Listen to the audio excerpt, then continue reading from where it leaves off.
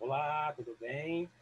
Pessoal, aqui quem fala é o professor Ricardo Alves, tá? Vamos mais a um tema de hoje, período regencial aqui no Brasil. Isso mesmo, um tema muito importante da aulinha. Espero que vocês gostem, tudo bem? Vamos falar sobre esse tema aí. Só um minutinho. Vamos lá. Período regencial aqui no Brasil. Isso mesmo. 1831 em torno de 1840, esse primeiro fato, né, que vai ocorrer aqui no nosso país. Então, a abdicação de Dom Pedro I, né, aí está uma caricatura.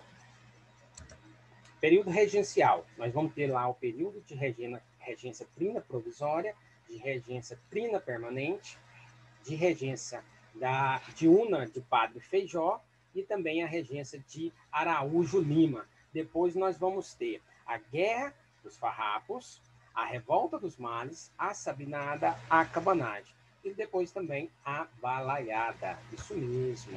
Então, essa regência trina provisória que nós vamos estar falando sobre ela, vai ocorrer da seguinte forma. Assume o governo após a abdicação de Dom Pedro I. Na ocasião, o Congresso estava fechado aqui no Rio de Janeiro, havendo poucos deputados presentes, né, na sessão. Era composta por um senador liberal, um senador conservador e um senador militar, buscando assim um apoio de diversos grupos políticos. Dentro dessa regência trina provisória, nós vamos ter o senador, né, senador Verqueiro, que vai defender as posições liberais, que eram dos fazendeiros, né, aqueles produtores de café, e os portugueses, né, aqui de nascimento. Também Marquês de Caravela representava a ala conservadora do Senado, e Francisco de Lima e Silva, que era o brigadeiro do Exército Imperial e era um militar renomado, bastante conhecido e bastante respeitado.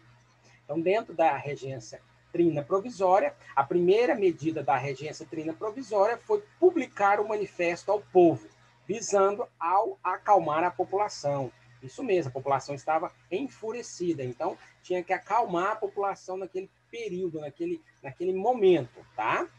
Reconduziu ao governo o Ministério Brasileiro, deposto por Dom Pedro I, libertação dos presos políticos, exoneração dos oficiais estrangeiros e organizou a escolha ali mais próxima dos regentes, né, das pessoas mais próximas, dos regentes que iam ser.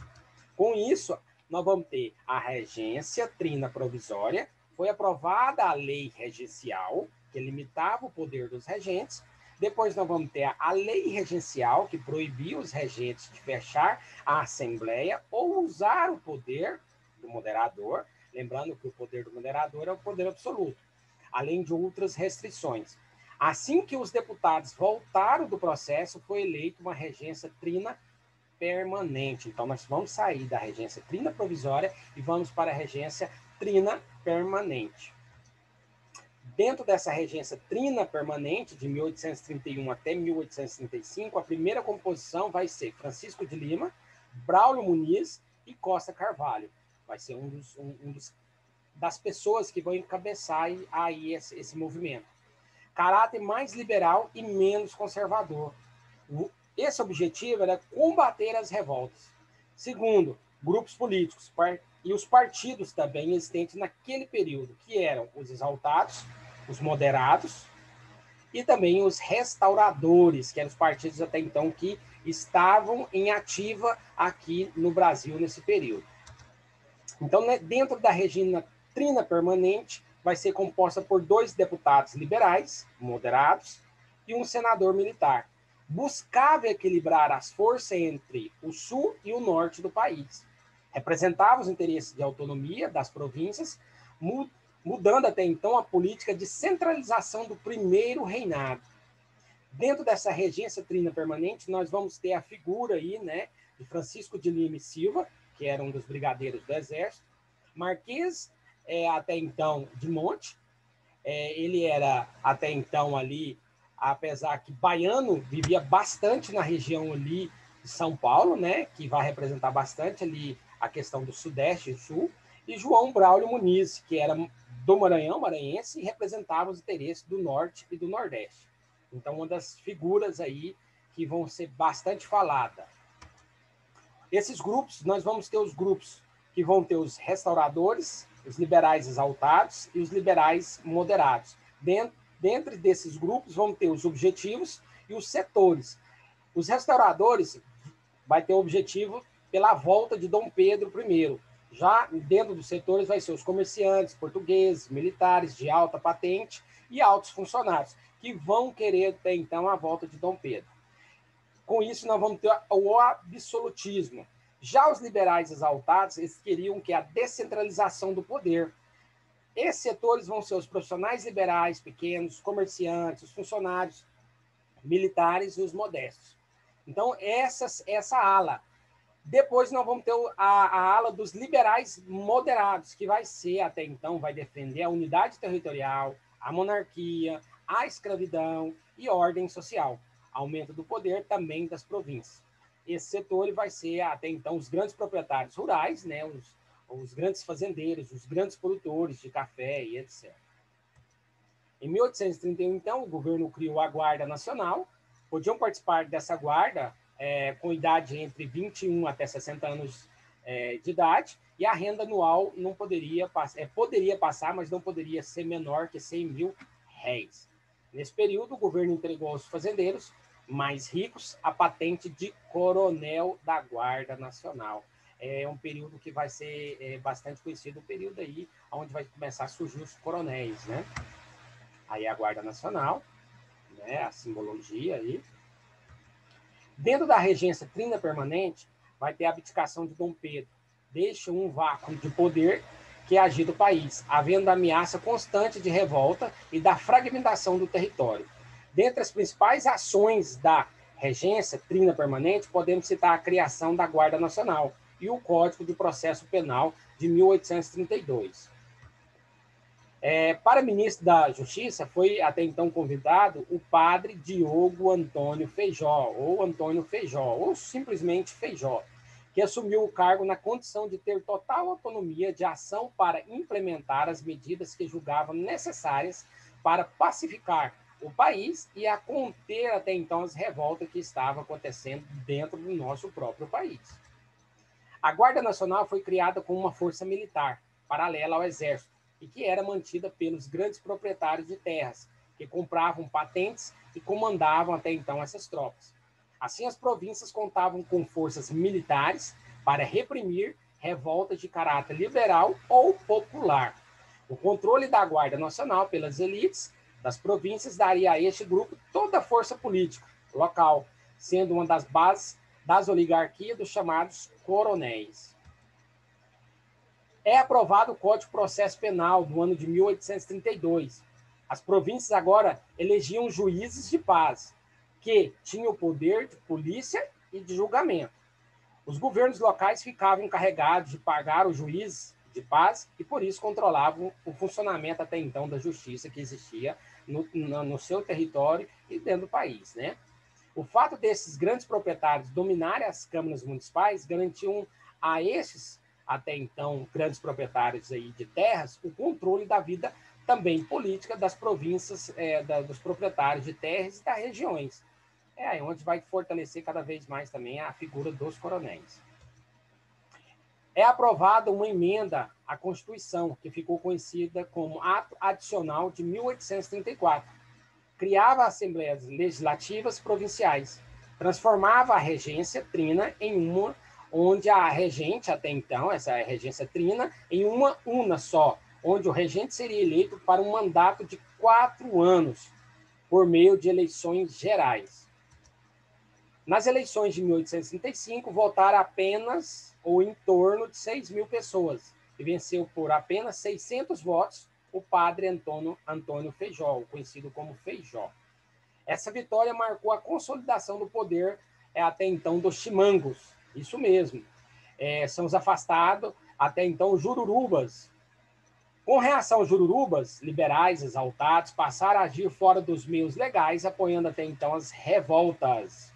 Os caramurus também não aceitavam o governo de Feijó e criticavam até então o regente. Então, vai ter uma resistência até então, quando o Feijó vai tentar administrar, então, essa pasta até então que ele vai ser, que ele foi eleito. Só que vai ter algumas resistências de algumas alas de pessoas até então que estavam aqui no Brasil regência. Nós vamos ter aí a figura até então dos caramurus, né, que fundaram o Partido Conservador, conhecido como os regressistas, o Partido Conservador que queria continuar da forma que estava, né, por isso que era o nome conservador, e levou até então, passou a ser conhecido como regressista, pois defendia até então o regresso da Constituição de 1824, que é uma das primeiras constituições que nós vamos ter no nosso país, né, a de 1824, antes do ato adicional de 1834. O regente até então, Antônio Feijó, ou Feijó, funda até então o Partido Progressistas, ao contrário lá do regressista, que posteriormente vai dar origem ao Partido Liberal. O Partido Liberal e o Partido Conservador vai dominar a vida política até o fim do Império. Então, criou outro partido, tirando até então o regressista, não tirando, mas ficando essas duas alas. Então, nós vamos ter agora o regressista e o progressista, criado até então por Antônio Feijó, que vai ter o nome até então de Partido Liberal. As críticas ao regente Feijó aumentaram, quanto ele se aproxima até então de diplomatas britânicos, que busca até então a abolição da escravidão. Lembrando que a Inglaterra, eles queriam a não escravidão no Brasil, eles queriam o livre comércio. Então, por isso que eles eram até então, eles queriam essa abolição da escravidão aqui. A pressão política se torna insuportável e o padre Feijó, até então Antônio Feijó, vai renunciar no ano de 1837. A segunda regência, Una, ao renunciar, o padre até então Feijó vai indicar para a sucessão o pernambucano Pedro de Araújo Lima, o Marquês de Olinda, conhecido como Marquês de Olinda, proprietário de terras do Partido Conservador. Em 1838, após a vitória eleitoral, que confirmou como Araújo Lima como regente dos conservadores do partido, né, que liberal, aprova a lei até então de interpretação, que anulava os avanços liberais do ato adicional de 1834. As assembleias provinciais perdem até então força e as forças militares e a justiça passam a responder ao poder central. Então, agora nós estamos tendo uma mudança até então interna dentro do nosso país. Porém, as revoltas não diminuem, elas continuam crescendo durante o governo dos regressistas, chegando até a aumentar um pouco mais em número. Tanto os regressistas como até então os progressistas temem o aumento das revoltas, que estavam cada dia crescendo mais. Por isso, buscam uma alternativa que represente a estabilidade. Os liberais passam a apoiar até então a coroação de Dom Pedro II, arrastando até então os conservadores para ajudá-lo. Nós vamos ter aí, né, uma figura aí do Dom Pedro II, né, ainda menor, que tinha apenas 14 anos de idade, porém ele representava a estabilidade, que garantiria até então a manutenção da ordem escravocrata. Em 18 de junho de 1841, ocorre a coroação até então do novo imperador, né, do Brasil, em uma solenidade extremamente luxuosa. Lembrando que ele tinha apenas, né, Dom Pedro II, aí, apenas 14 anos até então de idade.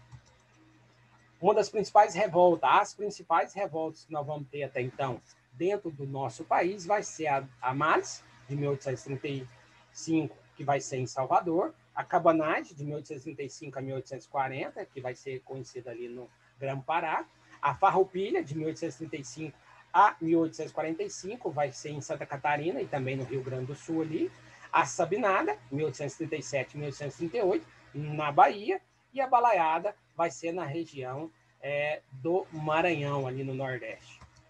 Aí tá o mapa, né? Logo lá a Cabanagem, a Balaiada, a Sabinada e a Guerra dos Farrapos, mostrando as regiões aí aonde vão ocorrer. Outro mapinha. A Guerra dos Farrapos, no Rio Grande do Sul, de 1835 a 1845. As causas delas vão ser impostos exigidos pela produção de charque, pois o charque, até então estrangeiro, entrava no Brasil com taxas menores que o brasileiro, né? Então as taxas eram bastante abusivas. O objetivo, até então, era a autonomia provincial, a formação de uma república, até então, independente. O líder dos farrapos vai ser Bento Gonçalves, Canabarro e Garibaldi. Esse Garibaldi vai ser bastante também conhecido.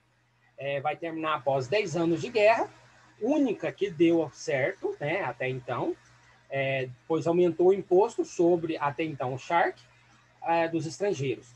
Lembrando que eles estavam vendendo mais barato que o próprio aqui do Brasil.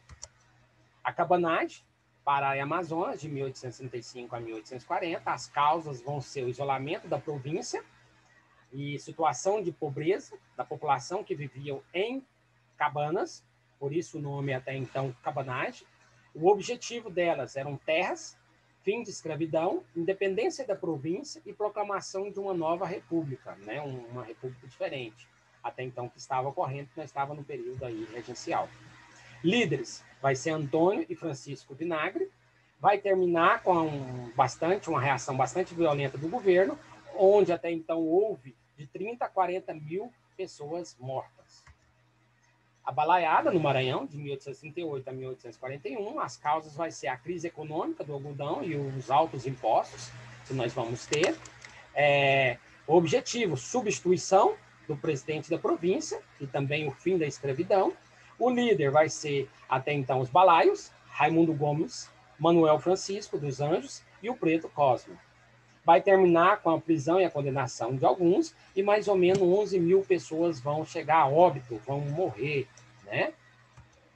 A balaiada, esse é o motivo, né? O nome, é uma figura representando aí, eles fabricando os balaios, isso no século XIX. A Sabinada, de 1837, as causas não aceitaram os governantes imposto pelo governo. Qual vai ser o objetivo? Proclamar a República e separar a Bahia até Dom Pedro II atingir a sua maioridade. Então, eles eram contra, até então, Dom Pedro assumir sendo menor. Eles queriam a sua maioridade. O líder deles vai ser Francisco Sabino e vai terminar com mais ou menos 1.200 pessoas mortas e mais ou menos em torno de 3 mil pessoas presas. Revolta dos Males, na Bahia, no ano de 1835. Uma das causas vai ser a condição dos escravos urbanos e dos negros libertos. O objetivo era tomar o poder, matar os brancos e mulatos, acabar com a escravidão e criar até então uma república, né? Então eles estavam bastante revoltosos. Recebeu esse nome porque a maioria dos escravos seguia o culto Malé, uma religião mista composta por elementos africanos e também muçulmanos, por isso esse nome. Revolta dos Malés, da Bahia, de 1835, um dos líderes principais vai ser Manuel Calates, que também vai ser escravo, né, que veio do Islã, e terminou, até então vai terminar, com a dizimação dos negros e degradação dos sobreviventes da África. Então vai ter bastante pessoas aí feridas e mortas. Aí nós vamos ter um confronto, né, tá vendo um confronto aí com os negros e com a Guarda Nacional. Com isso, pessoal, esse período aqui nós vamos ter, então, voltando lá um pouquinho, nós vamos ter essas revoltas que vai ocorrer até então aqui no nosso país. Espero que vocês observam essas revoltas, a revolta até então que vai ser em Salvador, a cabanagem, a farroupilha, a sabinada e a balaiada. Então, é bastante importante você estar dando uma olhada, estar dando uma verificada, veja o vídeo, estudem para vocês saírem aí mais um pouco conhecendo a nossa história no período até então regencial no Brasil. Espero que vocês gostem e até a próxima.